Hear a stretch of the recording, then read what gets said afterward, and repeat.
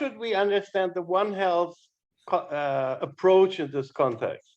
Yeah, I think it's interesting because the One Health has been around for maybe 20 years, but we start to hear about it more and more now. And I think it's because at the beginning we were just targeting the vector, and we didn't care too much what is the impact on the rest. And if we kill the vector, the mosquito, the ticks, we are all happy with that.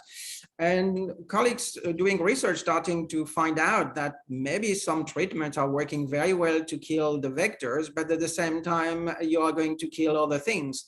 And I've been working on plant products and vaccines and drugs, and we see acaricide resistance, but we see also toxicity that can be transmitted not only to the vector, but also to other animals, and that's not what we want. I have done some research on plant-derived products on mites, and we were delighted to kill the mites until one day we realized some of the products were also killing the chickens, and that is not what we wanted. So that was not the outcome we were expecting, and the One Health is now considering, okay, we need also to consider animals and human and environment. Whatever we do on one part of this triangle, we need to make sure that by not killing the vector, we're also not killing the dogs, the cats, the farm animals, and the farmers itself. So that is something we need to consider. And are we damaging the environment by deforestation because we want to make sure the insect cannot colonize the bushes and things like that, and at the same time now animals have nothing to graze on,